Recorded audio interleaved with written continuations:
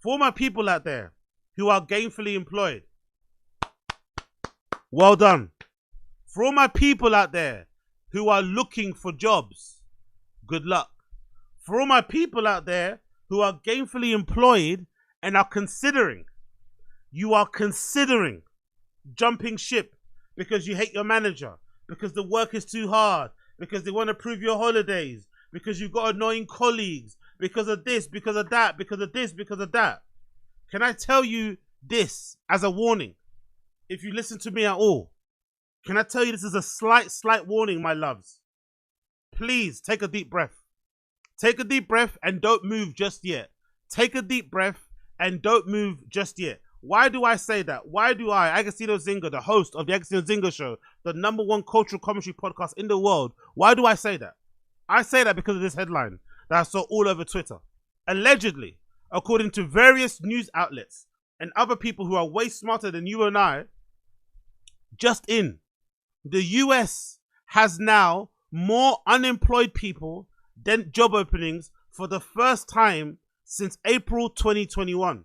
Now, I know this concerns the US, it's not exactly UK or Europe news, but I feel like sometimes with certain trends and stuff, the world sometimes follows the US, or sometimes it's opposite, or other way around. But considering what I see on the timeline, considering the activity that I see on the timeline, considering the quickness that people are posting things, right? I'm seeing football accounts posting stories from prominent footballers and putting it on their fucking thing within 21 seconds. If that's the case, then I think a lot of people out there are unemployed. People probably won't admit it because employment and lack of employment and whatever, receiving benefits, is kind of like a taboo.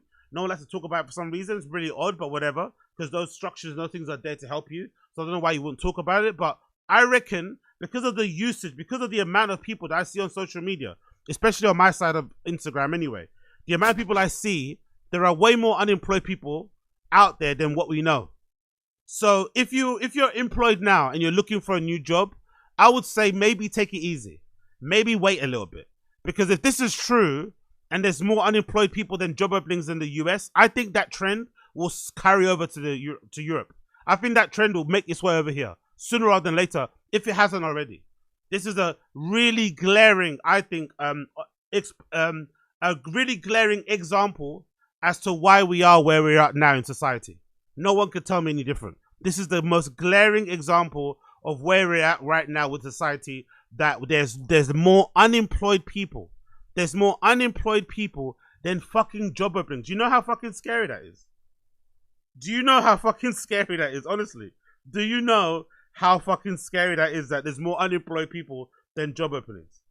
Absolutely crazy. And I've seen it because I've seen people on my timeline say stuff like, oh, I'm looking for anything. People are looking for like jobs in like, you know, supermarkets, delivery stuff. They're not even being picky. They're not even trying to get a job, you know, God forbid them trying to get a job in their actual field of expertise or getting a job based on what they studied. They just want any form of employment that pays them a steady paycheck.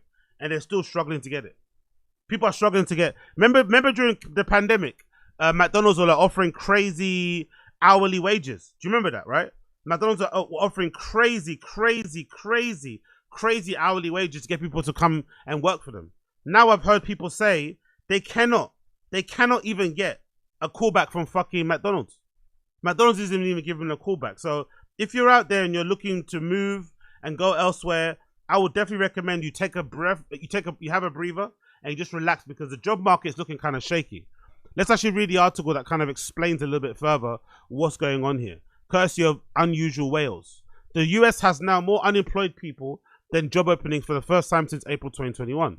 The US job openings fell more sharply than expected in July as the labor market adjusted to President Trump's trade and immigration policy. So the job market that's going on at the moment, the lack of jobs that are available, is directly tied to Trump. Directly tied to Trump. But will you hear some of these comedy podcasters ask him that if they ever get to interviewing him again? No. Is his base worried about it for some reason? No. So that's a very interesting thing, because I'm somebody that can put aside all of the antics.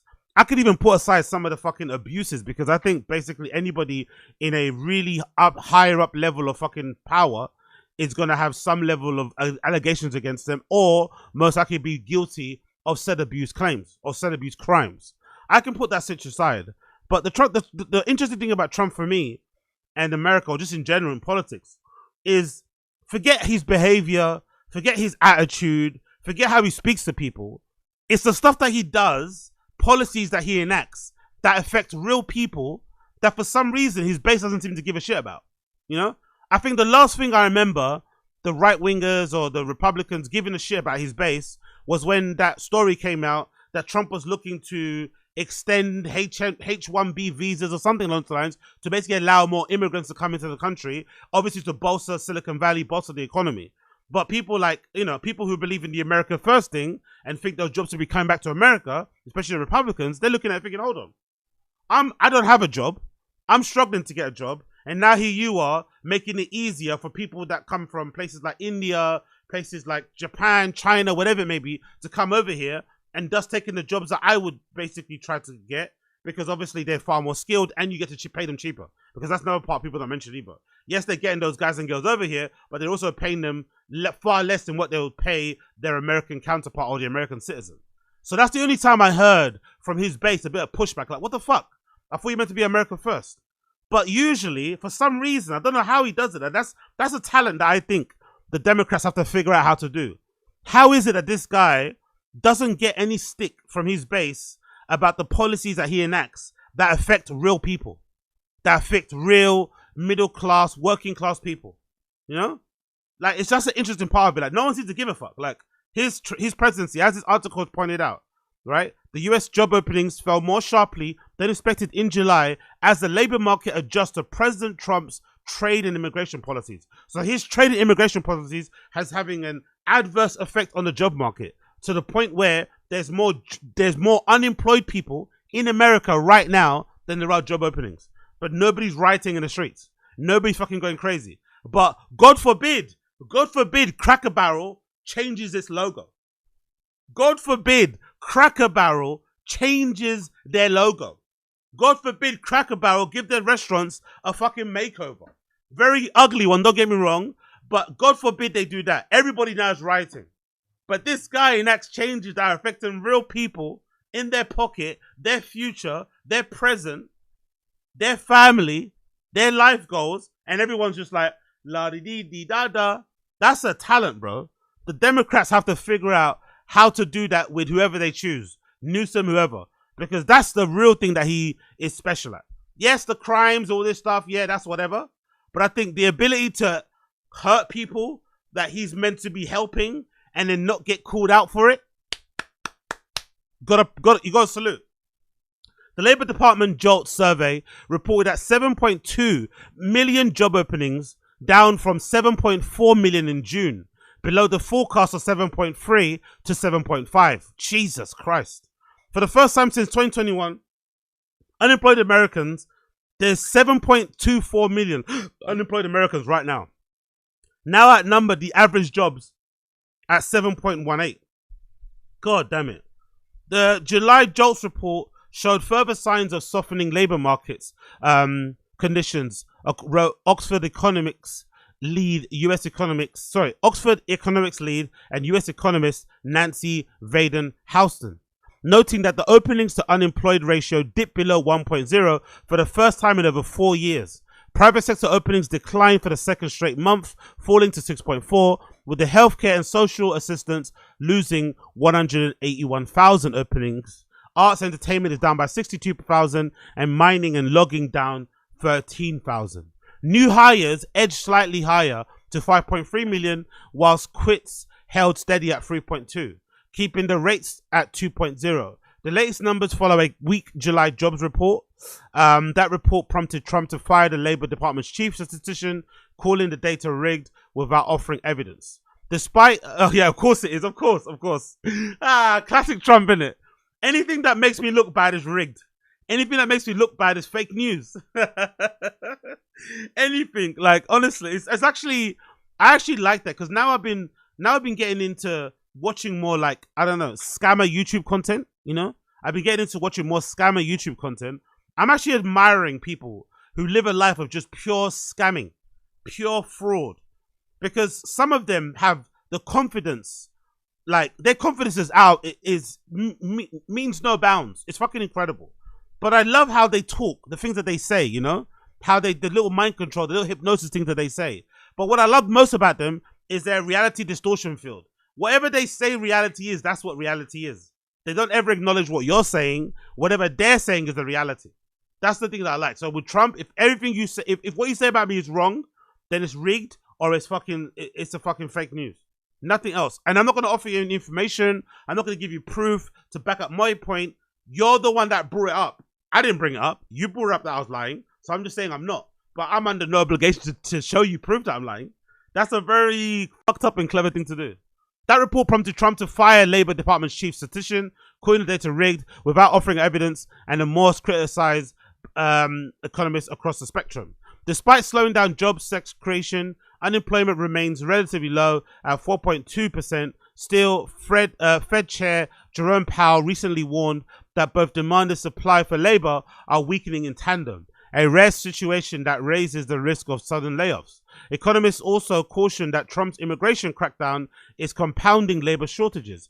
The American Enterprise Institute projects net migration in 2025 will fall by about 205,000, citing a dramatic decrease in inflows and somehow higher outflows, a trend that they say may outweigh the overall US economic output on the coming year. So, you know, I guess in part they explain that this is in part due to maybe the US's over-reliance on immigration, but that's also one of those kind of unintended consequences, right? People don't realize that if you do start cutting immigration, yes, you're gonna maybe potentially bring back jobs to the US, but you then are going to affect the economy, you know? It may be long-lasting effects as well that you can never really recover from. So I guess it's one of those type of things you kind of have to do if you're a Republican, because that's a huge part of what they're about, being anti-immigration and shit. But it's going to have some adverse effects. But yeah, man, mad situation, isn't it? Mad situation. I personally also, I've kind of been the person, I'm sure some of you guys are the same, but I've always been the person when it comes to jobs anyway. I think it's very, very wise for you, if you're thinking of leaving, to never leave a job before you secured another one. I think most people know this, right? I don't have to say this because I think most people know this, but just in case people don't, you should really never leave a job until you found another one. Most of the reason why I think you do that is that obviously there's a superstitious element to it, but I think the main reason why I think you shouldn't ever leave your job until you secured another one is mostly because if you've been gainfully employed, I can tell you, having been looking in the past for jobs for a long time and end up finding one, the time when you're unemployed looking for jobs, people really don't talk about how mentally challenging it is, how stressful it is. And again, this is a person like myself, like I don't really like to talk about, I'm not stressed. I don't get stressed. I'm a very even-keeled person. I'm not emotional in that respect. I rarely cry. I'm a little bit of a, I just go in Brendan Schaub's way, right?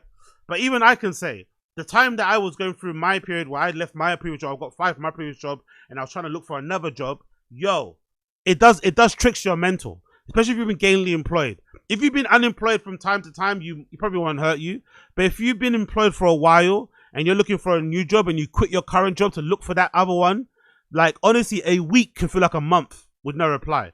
And most of you know, you don't usually get jobs within a week. You usually get jobs, I don't know, maybe a month from terms of like emailing the first time to get in the interview. Maybe let's say like 2 to 4 weeks is about the average time to get a job. But when you're unemployed and you're looking for a job, a week can feel like ages. You're fucking refreshing your fucking Google email all the time. You're checking your phone, opening your text messages app all the time, checking if somebody's called you, checking if you missed a call, putting your phone on loud. You are so anxious, so fucking weirded out and whatever all over the place because you haven't got something. So for your mental, it's not a good idea. So it's probably, I think, a better idea to get the other job sorted and then leave, because no one really can help you, and no one knows the pain of looking for a job and not having one and not getting any replies and just sitting there. And the sad thing about it too is that more often than not, when you're looking for a job, usually anyway, you don't get any replies for ages, and then all of a sudden everyone starts replying to you at the same time. It's like fucking buses here in London. None come for ages and then fucking 7 come at the same time. So it can be really frustrating that way, but that's kind of how those things work out. So you're probably better off chilling wherever you're at right now, even if it's fucking terrible, even if you hate every single minute of it, grin and bear it, especially if you're an adult. If you're an adult, just grin and bear it. You've probably been through worse situations in your life. You'll get past this. Trust me. This hard time soon shall pass as well. And just fucking bite down. Look for, and you know, if anything, you should use the condition, the fact that you hate that job, as a reason to go to another job. You get me? Like, to look for another job. So if it's that bad, actually take some time out of your day, every single day, after work, before work, to apply for things. That's what I used to do anyway. When I was in jobs I hated, or I was trying to get a fucking promotion, or I didn't get a promotion at the job I was at, and I was trying to get a pay increase somewhere else, I'd be applying before. I'd be applying before work, I'd be applying after work. The other key is actually, someone that's looked for jobs for a long time, I would say the other key is always have your job looking time like specced out in a certain time frame. So what I mean by that, so if you're going to look after work, make sure it's like a couple of hours, no more than that. Make sure it's like, I don't know, 6 to 8 p.m. Then close your computer and go do your normal stuff. Don't obsess over it, because I feel like sometimes, maybe it's just a superstitious thing, but I think sometimes when you focus too much on it and you're too hungry and desperate to fucking get a job, it sometimes doesn't come your way and your mind can start playing fucking tricks on you. So don't do that. Don't fucking do that. To carry on with the job conversation, there was this update again, more kind of news to kind of give you pause if you're looking for a move, and also some news to kind of soothe your soul if you're looking for a job and you're not getting one. Don't worry, it's not just you. Everyone out there is struggling. Everyone out there is doing quite badly, and there's certain sectors, certain departments, certain areas that are affected worse than others, especially in my area. My area mostly is like experiencing like ops, experiencing customer service, experiencing marketing, and experiencing social media management. And most of those jobs, unfortunately, artificial intelligence has fucking slapped us over the head and taken some of our roles. As per this headline, Salesforce cuts 4,000 customer service jobs as AI takes over. 4,000 customer service roles were cut from Salesforce because of AI. Brutal. And in the past, I remember when I first started, like when I had like my somewhat best customer service roles when I worked at Depop, right? Online. Working at Depop, answering people's queries and shit. And we had the customer service bot early on, but it was like a basic one. It wasn't anything crazy. Like one of those bots are like, okay, what do you want? Like those bots are also AI, but I'm pretty sure. Like, what do you want? What is it, an order issue? And then it'll be a list of common order issue questions, and then it will send you to either a FAQ, a FAQ, or it will tell you, hey, get in touch with your customer service rep, innit? But nowadays, most platforms, most websites, they have a full AI agent. They don't have anybody else. You're talking to an AI bot. You're not talking to a person at all. So, and for the most part, the job that I was doing, getting a hold of order numbers, double checking tracking, calling, like all those things, you can do that easily. You could do that easily with an AI. You don't really need me to do it. And the scary thing is, you could even do that with fucking with marketing and social media. I used to, when I was doing social media when I was a social media manager for companies, essentially that involved creating like a social media content calendar, or coming up with ideas for social media posts in general, organic, paid, all this malarkey, right? To increase your followers, maybe get some clicks on some new products and sales, whatever it may be, right? But nowadays, if you have a decent AI bot, you could probably be able to write something that could basically do that for you. Especially if you're like, imagine you're like an app that's focusing on property management. Most likely, you could get a bot that could scrape the internet once a day at a particular time for news relating to like housing market, housing market, rental stuff, whatever it may be, to put on your social media. And you can also spec it to write certain posts in a certain way, highlight certain things. So the need to have customer service reps, like actual real people, is very much so dwindling.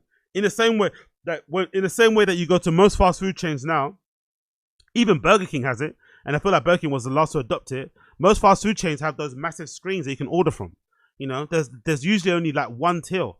The Liverpool Street McDonald's, the iconic Liverpool Street McDonald's that I've been to after many raves, or on the way to many raves.